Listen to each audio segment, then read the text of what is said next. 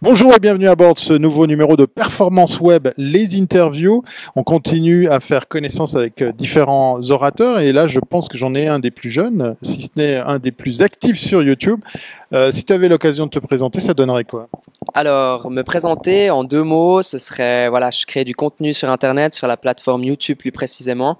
Et voilà, ça fait à peu près 1 année et demie que je fais ça. Et aujourd'hui, on a assisté à une table ronde à Performance Web. Et c'était vraiment un plaisir de pouvoir partager ma petite expérience avec des professionnels du milieu. Alors je sais que tu m'as déjà répondu, mais voilà, pour ceux qui n'ont peut-être pas vu l'enregistrement de ta prestation sur cette table ronde, qu'est-ce qui t'a poussé, qu'est-ce qui t'a motivé la première fois à te lancer sur YouTube?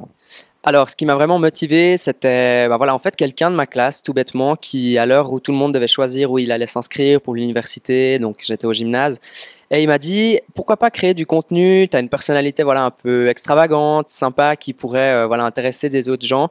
Donc, je me suis lancé, voilà, je crois 2 mois après ça, sauf erreur. Et depuis, j'ai rien lâché, je me suis pris au jeu et aujourd'hui, voilà, on est plus de 25 000 sur tous mes réseaux sociaux, donc ça commence gentiment à devenir une petite communauté que j'adore et dont je prends beaucoup de soin de par la création du contenu et tout ça. Oui, tu en fais beaucoup, régulièrement, de bonne qualité, avec de l'éclairage aussi, mais ça parle de quoi ces vidéos?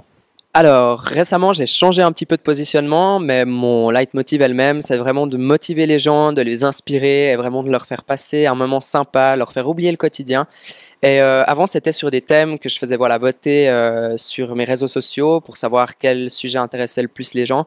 Et aujourd'hui, je me suis tourné un peu vers la thématique du sport où voilà, je me lance des défis, je teste des nouveaux sports et je me suis aussi lancé un gros défi, c'est de faire le marathon de New York sans avoir jamais couru. Donc c'est dans 5 mois à l'heure d'aujourd'hui, en juin. Donc j'espère que ça va le faire. Donc c'est rendez-vous le 5 novembre pour savoir si j'ai réussi. On verra si tu as un signe distinctif pour qu'on te reconnaisse dans la foule des coureurs.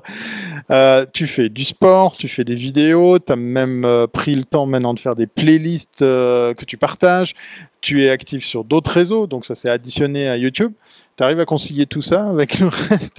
Alors, c'est une très très bonne question. C'est passablement compliqué. Je dois dire qu'on se retrouve en fait du jour au lendemain confronté à la vie de tous les jours. Donc, c'est vraiment aujourd'hui, on va dire, le modèle d'activité, c'est d'avoir un travail, une famille, une passion, des amis. On fait du bénévolat. Et c'est un petit peu ça que je fais aujourd'hui, donc de manière aussi professionnelle. Donc, c'est d'avoir voilà, la création de vidéos sur YouTube, de gérer les autres réseaux sociaux, de pouvoir organiser des événements, que ce soit pour des associations, pour voilà, des particuliers. Je travaille vraiment avec plusieurs, on va dire, personnalités du monde aussi, on va dire des acteurs plutôt, du monde professionnel. Et c'est vrai qu'il faut être organisé. Ça, c'est quelque chose, je pense, que tu sais aussi gérer. Oui, on est obligé de passer par là.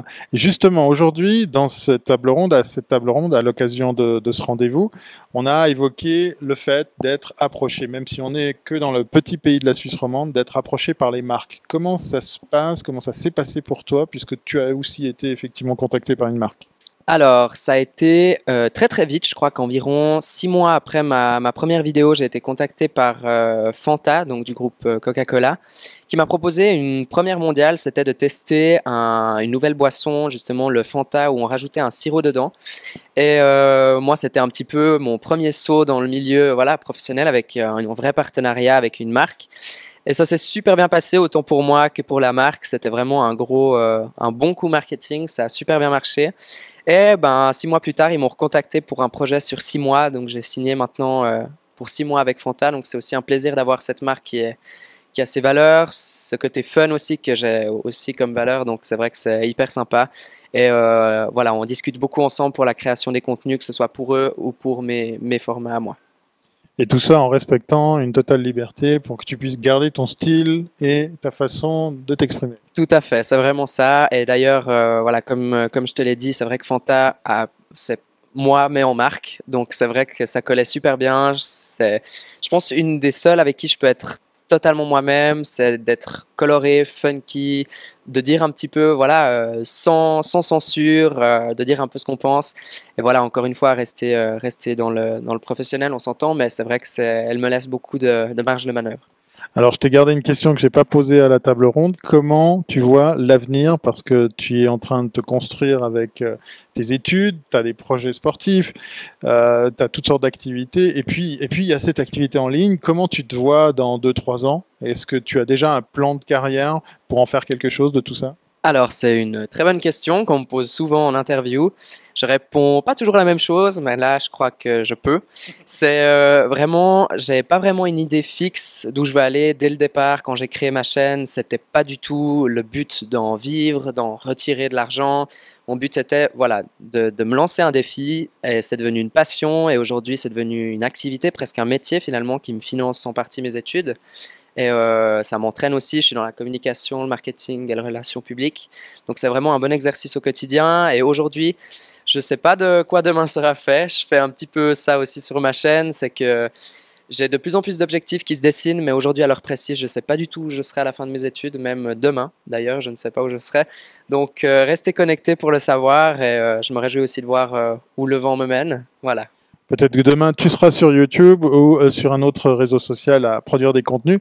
En tout cas, je vous invite vraiment, mais sincèrement, à vous abonner à sa chaîne. Pourquoi? Parce qu'il n'y a pas assez de YouTubeurs, il n'y a pas assez de producteurs de contenu ici en Suisse romande. Et Dieu sait que je le dis depuis des centaines d'années, puisqu'effectivement, il y a certains qui ont encore des cheveux et qui ont, comme moi, commencé avant que YouTube existe. Donc, c'est pour dire comme quoi il y a encore des places à prendre. Alors, justement, à propos de places à prendre, hors caméra, on a discuté. Ça a été aussi un tremplin, pas uniquement pour les marques, mais c'est aussi un faire-valoir par rapport à ta personnalité, par rapport à tes compétences.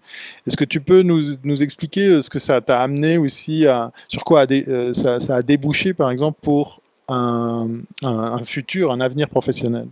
Alors en fait, vraiment en ce qui concerne voilà, les partenariats, les expériences que j'ai eues sur ma chaîne YouTube et voilà, sur mon quotidien, on va dire, de YouTubeur ou d'influenceur, ça a vraiment été déjà d'être confronté à un monde auquel j'étais pas prêt.